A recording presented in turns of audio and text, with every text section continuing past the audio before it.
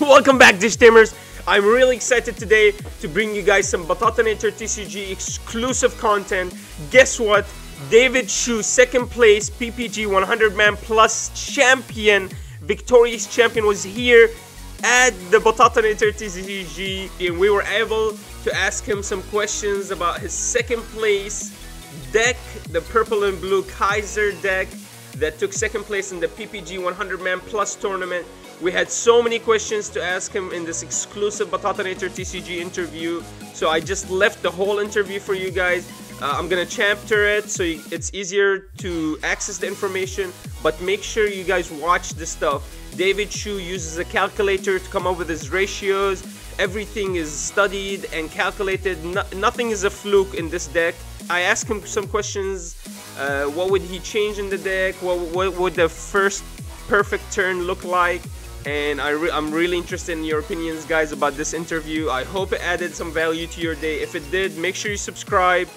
But I have the whole interview. I'm just gonna leave it for you guys. Exclusive content right here, the Batatanator TCG. Let's just jump right into it. All right, so welcome, David Hsu. Thank you so much. You look amazing, by the way. The camera is looking amazing. Thanks awesome. again. Thank you. I just want to say thanks again so much for doing this. You're going to go through over your deck, the purple and blue deck with me today. What did you want to call it? I heard a couple of names, Kaiser, purple, a couple of names. What was your favorite name for the deck? Honestly, I just call it Burple. Burple? Okay. Burple. All right, sounds fantastic. So the Burple deck that features Kaiser Nail. We're going to go over it together with Mr. David Hsu. So I'm David. A little bit of background about me. I've played card games since middle school. So at this point, probably 16, 17 years now. Yeah, it's been a while. Started with Yu-Gi-Oh! Played a bit of Magic. Never got into Pokemon somehow. And recently with the lovely pandemic, I've been playing Hearthstone. So I do have a pretty extensive background. I ended up judging a lot of top-level competitive Yu-Gi-Oh! For the last, I would say, 7 years or so. So that's been most of what I've been doing. And at the very beginning, I want to give a couple of quick shout-outs. One is True Champion Steven. Part of this list came from his blue-yellow list that he posted, and a throwaway comment he made about Kaiser Nail, which we'll get into, I'm sure. Okay. And it came also from a Mega Zoo list I stumbled upon on Discord from Core TCG's Top 16, where it was a blue base, a bunch of purple splashes for Trump Sword, and then basically all the good on-play megas from pretty much every color. All right. And then lastly, quick shout-outs for my round 4 and 6 opponents. They both played Blue Omni. Round 6 was Rolf. I don't remember my round 4. But they were both super chill, super helpful, and very forgiving of me trying to figure out my deck on stream. That's really honorable of you to shout out your opponents. Thank you, David Hsu. You're a really great man. You actually judge now, huh? Yeah, so I mostly judge Yu-Gi-Oh! And then Yu-Gi-Oh! For those that don't know, is a very much so a going first game. So when we play on webcam, it is very easy to make sure you always hit the right combos and make it unwinnable from turn 1. And that makes playing on webcam very difficult, but it also makes judging a kind of more valued input at that point. All right, fantastic. Hey, that's really interesting perception. We're hearing it here first, guys, from Mr. David Hsu. We can just start with the Digitama, and I'll go over every deck, every card that you want to speak about. So you just go over it. Yep, sounds good. So real quick, at a very high level, purple to me has always been a 45 to 46 card deck. So it was just missing a couple of cards to make a full deck. Once you get past that 45 card slot, I felt like I was just putting in filler. And that was a big part of the inspiration that got me here. So we'll start with the Digitama. For Pagumon is basically to get me out of the early game. You need to set up your trash pile. You need to hit that magical 10 cards in trash. And Pagumon just happens to be the best card for it. Yaman is just to keep the Digi-Evolutions going. I wanted to make sure I always had a baby to Digivolve upon when I needed to, so I just wanted to... That's why he's there. He's honestly a filler slot. When we get better Digitamas, I'll probably replace him. But for now, this is what we have, so that's what I'm working with. All right, fantastic. So what about your level 3s? I had a couple of questions about the level 3s. You only ran 13 level 3s. That's really interesting to see. Can you just go over them? Yeah, so my base ratio came from a hypergeometric calculator that I run. I'm a math major by training. And so basically the ratios come out to be 12 to 14 rookies, 10 to 12 champions, 7 to 9 ultimates, 6 to 8 megas, and the rest TBD, based on your deck, etc. So those were the baselines that I ran off of, and the marginal difference between the lot was not that big. Now, obviously, it doesn't feel that way in a tournament when you go 8 rounds without hitting a single rookie. So, you know, take it with a grain of salt. Probability just doesn't necessarily always work. That said, I think my rookies can be split into 2 piles. One of which is the mandatory 4 of Omnimon, and that is because sometimes Purple plays this rookie rush strategy where you just slam a bunch of rookies on board and you keep swinging into security and hope to rush them down. Now, this doesn't come up very often. Most people know to play around it by dropping a blocker early, but Omnimon is very integral to that. We'll get to another card later in my megas that is also relevant, but Omnimon gets me out of the early game of either setting up to get 10 cards in trash or getting to the point where he's just a very easy rookie rush card to play out. And then, to be very honest, the next 9 rookies were a theory craft. Again, drawing inspiration from the blues, which is why I'm attacking the Tsukaimon. I didn't see the value of Devimon, which is the 2-drop vanilla, and I couldn't really figure out the exact ratio, so I just went, okay, I'll cross the board 3 of each. I mentioned earlier I thought Purple was a 45 card deck, but I was already splashing 7 blue cards, so I trimmed 1 rookie and run champion to make the last 2 slots work. Interesting. So you actually ran 13, but it according to your math, it actually doesn't hurt the deck. It's actually marginally, you mentioned that's marginally the same probability ratios to pull the same amount of cards. So that's interesting. So it looks like you ran a minimal amount of rookies, like basically you didn't care about your rookies at all, but actually this was a mathematical equation that you had calculated. And I just want to ask you, did that work out for you really well? How did that work out? Do you feel confident running 13 rookies in most decks, or is this just a blur pool thing, you know? It's definitely a purple thing. Night Raid offsets this a decent amount. Night Raid lets me functionally see more rookies when I don't actually have the rookies, and that was very relevant. You'll see later why as we look at the deck more cohesively. But I think given a choice, I would bump this up to 14, and it would probably be 4 Gabu, 4 Tapir, and 2 Sukai. Again, I don't see the value of Devimon. We're not going for early game DP. It just doesn't help me at all. Amazing, amazing. That's really insightful. You would actually take it up to 14. That's very insightful. And you would add 4 Gabumon. So basically it would be a total of 4 Impmon, 4 Gabumon, 4 Tapermon, and just 2 Tsukeimon. Okay, interesting. Absolutely. I love that. So what about your champions? Those are interesting as well. I would love for you to talk about what. Yeah, I have a couple of questions I'll ask later, but yeah, go ahead. All right, so champions, again, based off the same math that I mentioned earlier, 10 to 12. I ran the bare bones 10. Given a choice, I missed the 4th Devimon the most. I will be very upfront. Purple has a weakness to suspended level 6. It's our biggest challenge to get over. And you'll see another tech card I threw in to make up for that weakness. But a 4th Devimon would have likely helped. And again, with more rookies, would have been able to crash into it.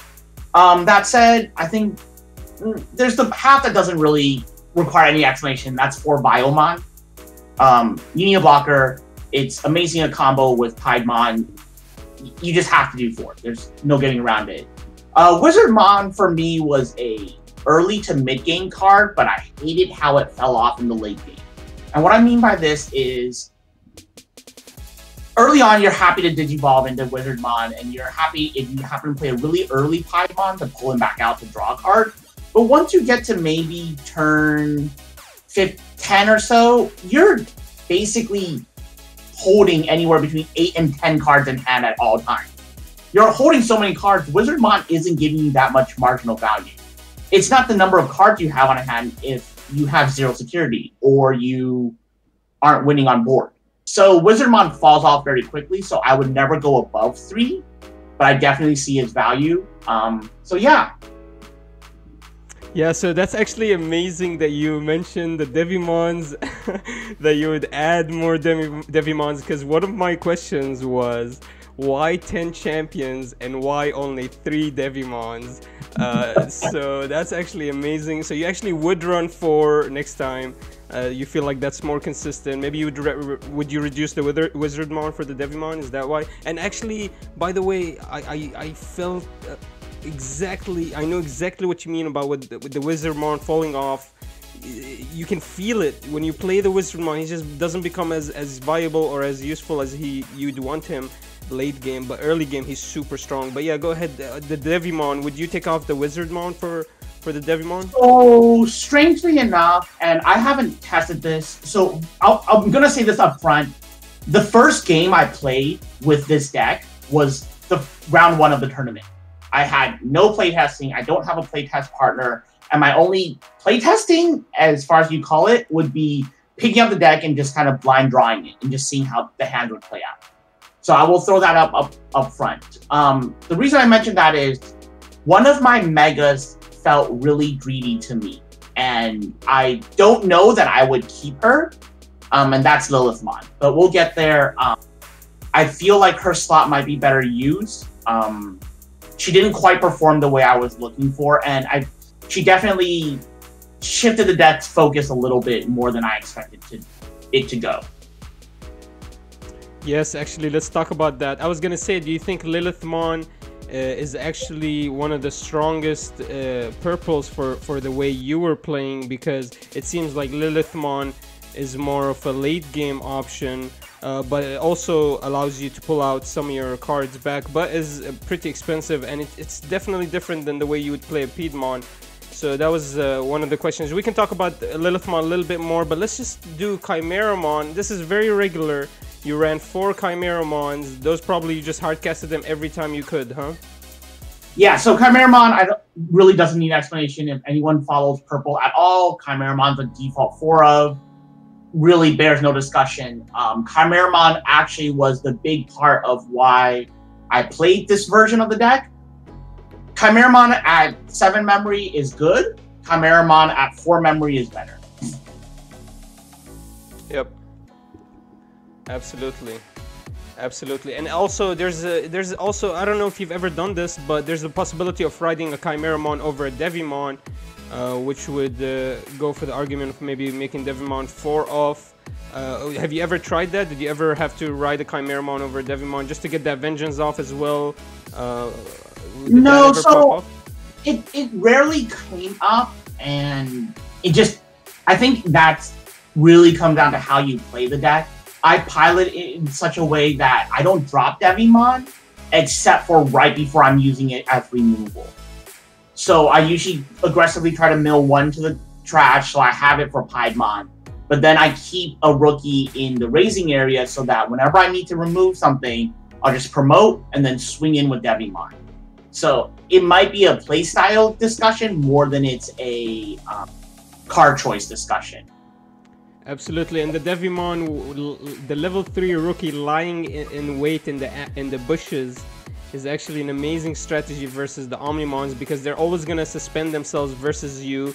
I've noticed that they're always going to attack first, then they're going to ride the Omnimon on top of it, or evolve the Omnimon on top of their level 6. And so it's always going to be suspended. That's just to kind of keep the trump swords away from the Omnimons, but you could still hit them with the Vengeance. And that's actually a much more, you know, to the purple player, that's so much more valuable. It saves you much more many more resources than the Omni player who casted the 6 card. You just have to drop a 2 mana cost, and it's actually much better to suspend the Omnimon versus purple, which usually Omnimon players think that's a good strategy. But when you see Devimon and the level 3 rookie ambush, yeah, that's actually an amazing strategy, and I bet you've used that multiple times. Did you ever take an Omnimon off with that strategy?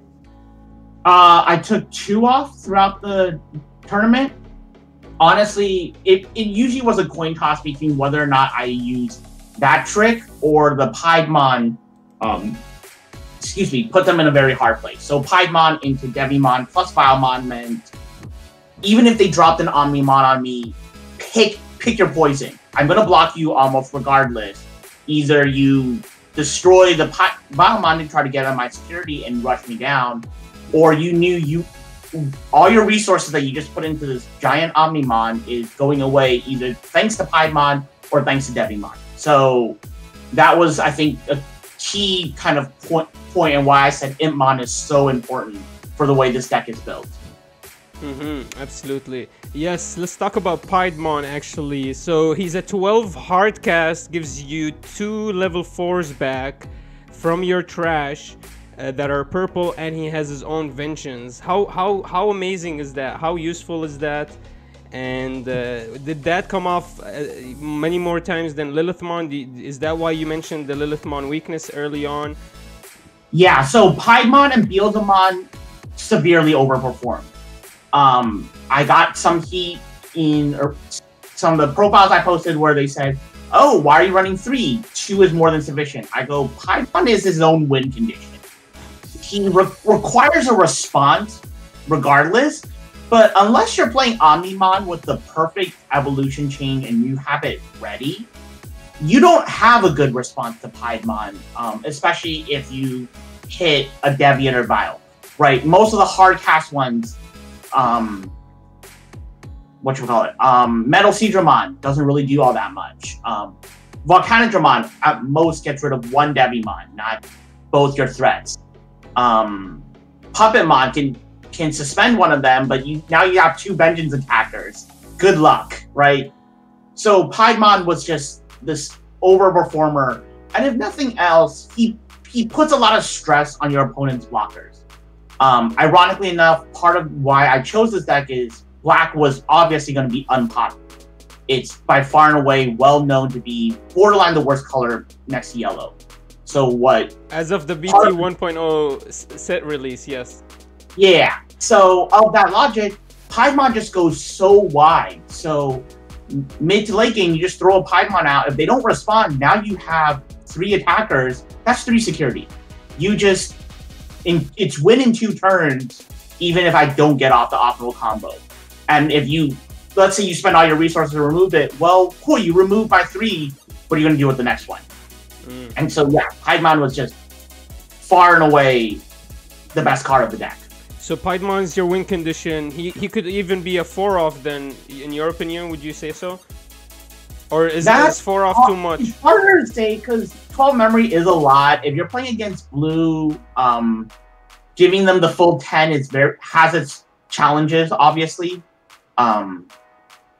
Then they get an Omni Swing on top of an Omni Evolve. Yeah. So Piedmon's one of those cards you absolutely want to see, but I don't know that you want to see more than 2, and 3 obviously just means if it gets caught somewhere random, you're fine.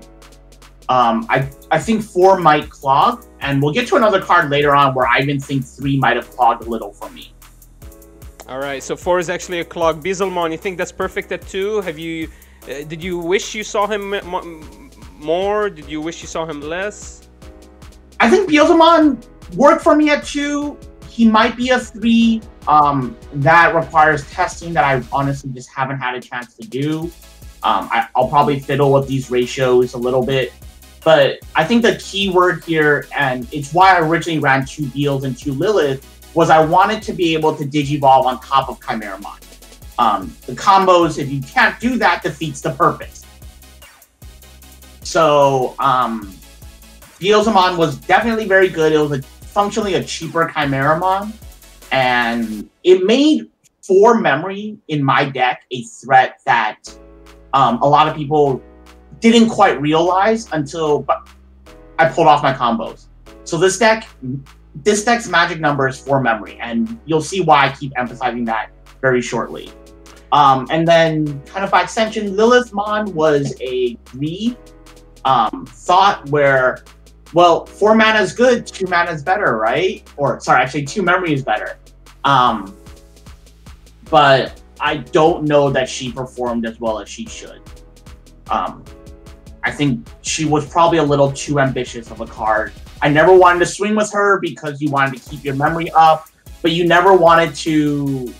But, like, the only purpose she was to Digivolve on top of Chimera.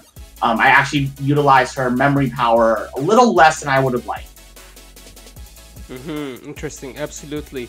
So Billsmon, actually, the threat of riding a Billsmon or evolving to Billsmon, and then they have to deal with with what you just removed. They're level 4. They have to recompensate, and then you're already ready with your Millenniummon to ride over that Billsmon and take out another one. So that's an amazing strategy.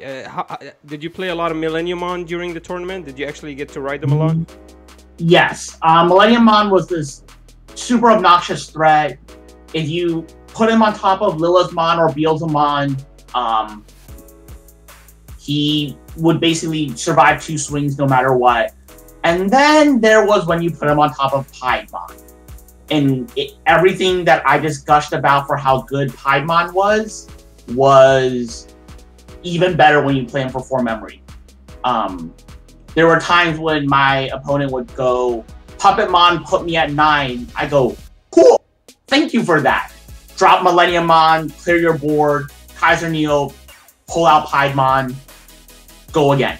And amazing. Just, amazing. Are you kidding me? What? I'm like, yeah, good luck with that. Your Puppetmon just made me win the game, functionally. Exactly. I think stall decks versus purple are a little dangerous. They might work versus other aggressive decks, but versus purple, who likes to set up, who likes to take its time, who likes to use its mana efficiently, and if you give it that mana and you allow it time to set up, yeah, you might not be expecting it, but Millenniummon is in the deck, and it's gonna come out, and once it comes out, it's almost impossible to remove. Is that one of the do you feel like that's okay, let me get your opinion on this. I know this is a little controversial. Omnimon or Millenniummon, what do you think? On a power level standpoint, Omnimon is better. I think the results speak for themselves. That said, my biggest issue with blue, and for the record, I'm looking at an Omnimon blue deck, fully built, right next to me right now. But I feel like the game plan is very linear. So your top end is very powerful, but it's very, very straightforward. And you can't, there's not a lot of room for outplaying. Exactly, you kind of have to play the game right rather than outplay your opponent. You actually have to play the deck right rather than outsmart or exactly. So I know exactly what you mean. So let's go to this is amazing analysis. Thanks so much, David Hsu. Let's finish up this deck profile with your options and Tamers. Which would you like to start with? I'm really interested in your Tamers, actually. Your blue Tamers, the Matt Ishidas. All right, so I figure I'll save the goo for the end, and I will go over the boring part, which I should get over relatively quickly. And that is 2 mats, 2 purple mats, 3 trump swords, 2 grizzly wings. Now, I will be the first to admit, even though I gave Lilithmon a hard time, 3 trump sword primarily worked because I had a Lilithmon to recover it whenever I needed to. That was definitely relevant. That said, I miss my Grizzly Wing. I wish my Grizzly Wing was at 3. Being able to go to 3 memory and then say, Grizzly Wing, bring out an Impmon, immediately slap a Beelzemon, putting you back at 3 and wiping your board. Huge tempo play, and those numbers work out very well because memory tamers put you at 3. So if whatever I can do with 6 memory is very valuable relative to doing it with, say, 7 memory. Again, Trump Sword, similar thing. With Lilithmon, it's a 5 memory play. So oftentimes you could throw out Trump Sword, and just soft choke your opponent when they already just got their board wiped. And then Matt, again, in any normal purple deck, I would have also ran 3, but I had to make room for a blue splash, and Matt was just one of those casualties of war, I would say. The thing about Matt is, unlike a lot of the other memory tamers, you don't want to see multiple of him. You want one all game, that's it. More than one, you're kind of sad. So... Exactly, because you can't play him early because you lose off his second ability that gives you a purple card back, and playing him, you know, seeing him too late is going to be... I mean, honestly, if you didn't run Lilithmon, he might be a good option to get your Trump Swords back, but he's still too expensive, and, you know, just tossing them out late game is going to put you really behind because it doesn't give you any more advantages besides the extra card. And then the Grizzly Wing, you said you would actually see it at 3. I see that aggressive potential. I think you're absolutely right, especially when we consider that all the level 3s are going to die for a reason. They're either going to hit the security and die, or I'm going to use them for a Chimeramon. So they're going to have a reason to die, and just for efficiency's sake, the Grizzly Wing just sounds amazing. Just tossing out 2, getting your 3 cost back for a 2 cost that just died for a really important reason, obviously, either to activate the Chimera or to get a security out. Yeah, I see the aggressive potential in that, and I absolutely agree with you. Maybe 3 is the right way to go, but you're right. The deck needs room, you know, there's not enough room. And actually, let's talk about the Ice Wolf Claw. Was that actually something that you would consider removing? Did that actually ever come up? Would you remove one of those for a Grizzly Wing, or Matt Ishida's? What do you think, actually? Yeah, okay, so perfect hedging. So real quick before I forget, you mentioned earlier my rookie numbers were a little strange. Grizzly Wing was what let me compensate for that. Just kind of to complete that last bit here. That said, my blue chain, it was a 7-card blue splash. I want to re-emphasize to a lot of people that the blue cards were there to push purple's power level closer to Omnimon. They are not your win condition. They should not be what you're depending on. Please don't focus on them like they're the holy grail. They are what makes this deck unique, but they are not what you should be focusing on. Too many people, I'm saying, were like, oh, we should now shove in Hammer Spark and all these other blue rookies. Absolutely. Yes, they are all amazing cards. Yes, they serve a purpose, but they aren't coherent. You can't delete a blue Gabu the way you delete Tapirmon. Tapirmon fuels your grave and draws you a card. The Gabu draws you a card, but then it sits there. It doesn't do anything else. Similarly, Hammer Spark, if you draw it early game, it's a brick when you really need a real card. That's true. That's cards true. I ran can be bricks, but once you start skewing this list more blue, then you should cut the low end completely and go blue Digitamas, blue rookies, blue champions. And then your win con is completely different. So I did want to really emphasize that before we jump into the blue section, because I see a lot of people really focus on blue and they say, run Hammer Spark. And I'm like, no, I'm going to lose because of that, or etc. But yeah, so real quick, Wolf Claw at 3 was because initially in testing, I drew it a little less, but I did realize it seemed to clog a little bit. I often ended the round, I would often see 2 in hand, I would play 1, and that 1 usually won you the game. The game isn't set up very well to manage a tempo off of a 4-memory Piedmon or 4-memory Chimeramon. So Wolf Claw would probably be dropped to 2, or Kaiser Nail in English. Ice Wolf Claw, on the other hand, was to cover a weakness that I discovered very quickly, which is purple does not have good removal for suspended level 6s, barring the Devimon play.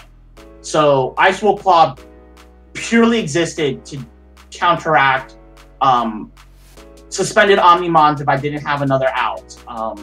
Suspended Titamons, which also came up pretty often as well. I don't know if it was luck that had it in my hand when I needed to. It never bricked me, but I also can't say that it I will say that the moments I played it, it felt like it was overperforming, but I can't say 1 or 0 is the correct number yet.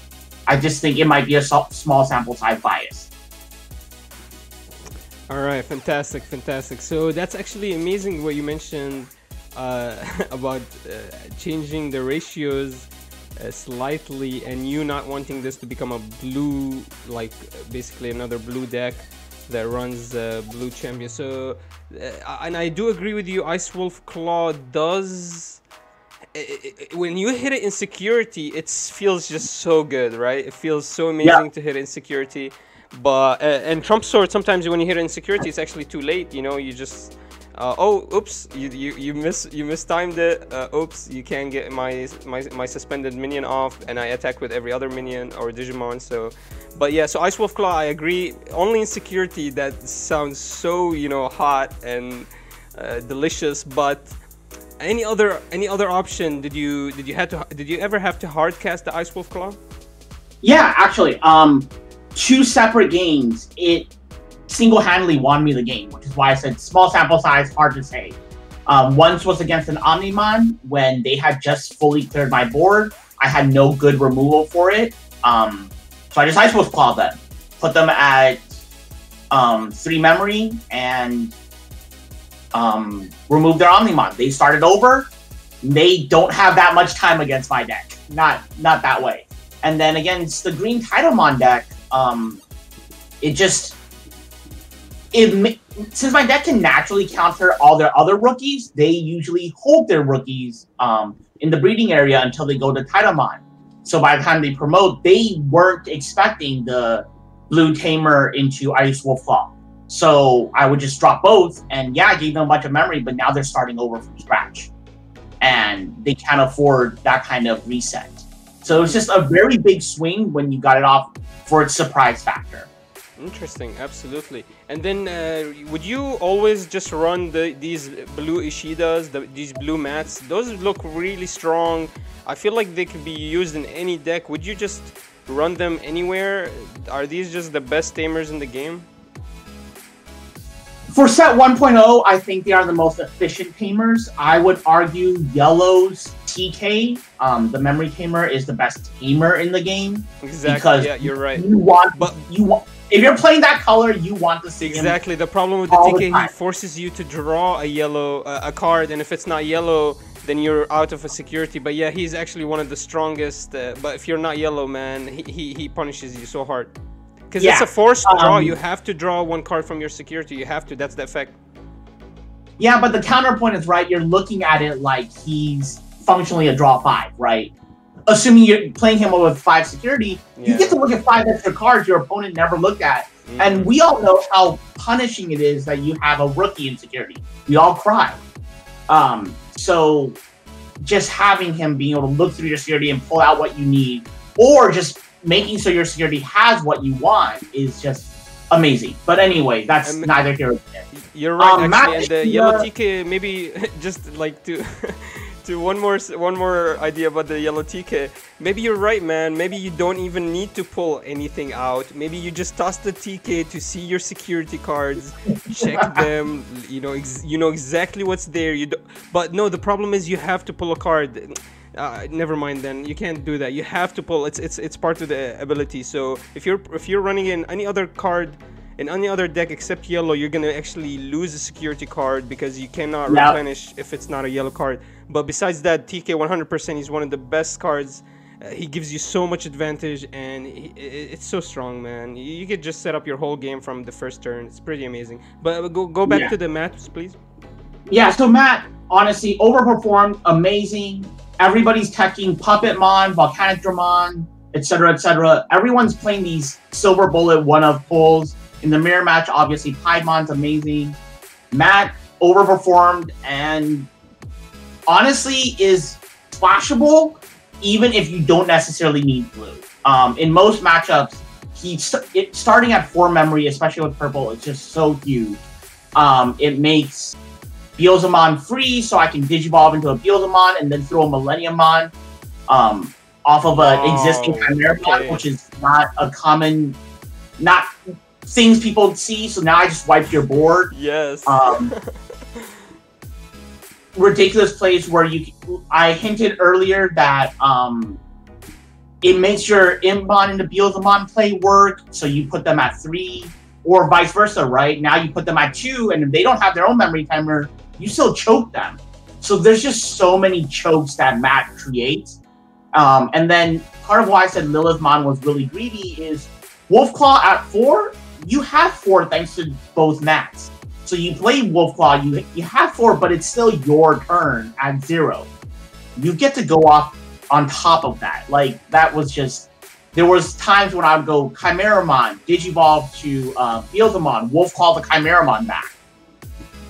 Have fun, there goes your board again. Perfect, amazing. So actually the Matt Ishidas, they're amazing if you have decks that need 4 mana to start and you already have... you already have a Tamer. Would you say two purple Tamers is that viable for that 4 mana strategy, or for 4 memory strategy, or is that actually would you increase Tamers to 3? 3 Tamers, 3 blue, 3 purple. The purple mana is really hard for me to say.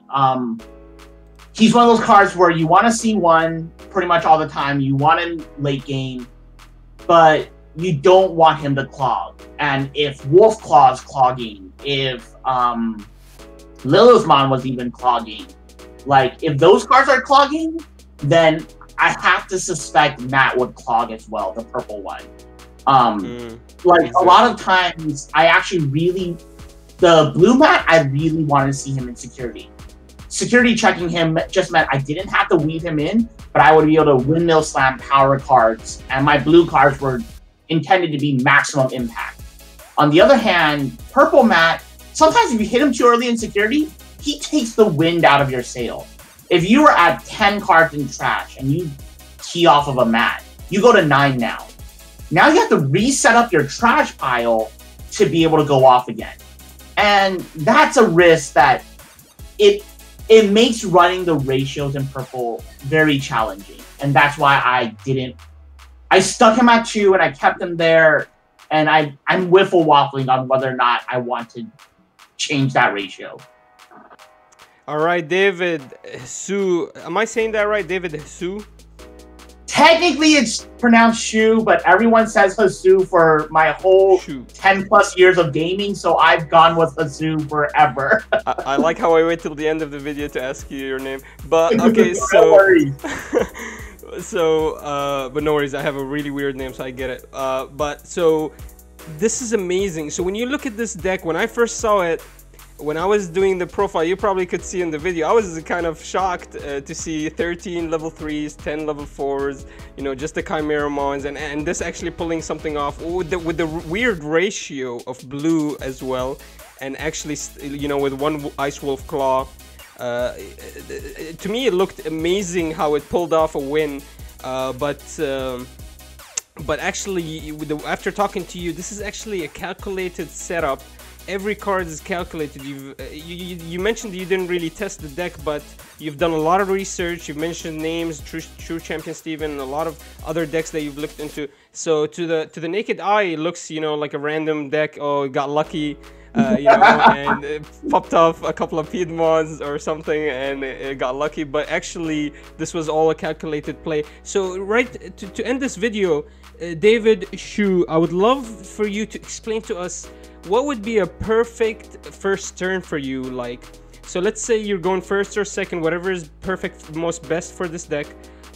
What's the play? What's the play that's gonna set you up for success the next turn, and then it's gonna just snowball from there to you winning the game? What's that one play that you perfect hand? Would you start first? Would you start second? Really quickly, would you just explain that, and then we can end the video right there. Yep, sounds good. So real quick, honestly, I would like to start with an Impmon and either a Gabu or a Tapirmon. Those are my most common plays, where Impmon would go into the breeding area for an easy swing into and basically milling 4 into trash. And then Gabu draws me a lot of cards. Optimally, you would like to be able to set it up so that you had a Wizardmon in hand very early on. Again, just for drawing a lot of cards. But that's honestly the turn 1 setup. Some combination of Gabu with Wizard or Impmon in the breeding. Honestly, though, it does change a lot based on your matchup, right? If you're playing against black blockers or your opponent just windmill slams the Grizzlymon, then the Impmon just becomes dead weight. So you do need to plan for that. Exactly. So first turn, you're trying to set up for your resources. You want an Impmon on top of your level 2 Pagomon that's going to give you 4 cards in trash milled, plus the 2 cards that just got destroyed. Hopefully got destroyed to a security card, not to a blocker.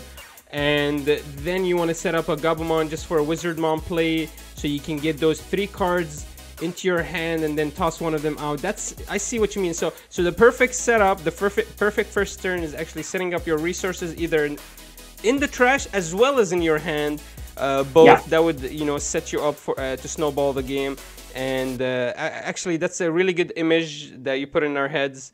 Yeah, thank so you so much, basically, David Hsu. end turn 1 with 7 cards in trash optimally. Some sort of dream world, right? 7 cards in trash, you've drawn 2 extra cards. Your hand now has all the options you could possibly want, and you should be able to snowball that. That said, just real quick for anyone trying to play this deck, just remember there's 3 phases of the game with this deck, and you do not ever win in the mid game. You either win by rookie rush, or you're setting up. Phase 2 in the mid game is always pure board control. Your job is to make sure they stick nothing on board, ever. And that's why people abuse the breeding area against you. And then phase 3 late game, you're winning with Piedmon Swing. So you either win very, very fast, or your games go very long. And when you do win, it looks like they have nothing. They should have no board. They should have no security. Very rarely are you attacking security and leaving them aboard. You don't have that kind of luxury. Amazing analysis from David Hsu here. Any final thoughts on the deck? Would you change anything right now, today? Would you change anything in this deck and start another tournament tomorrow?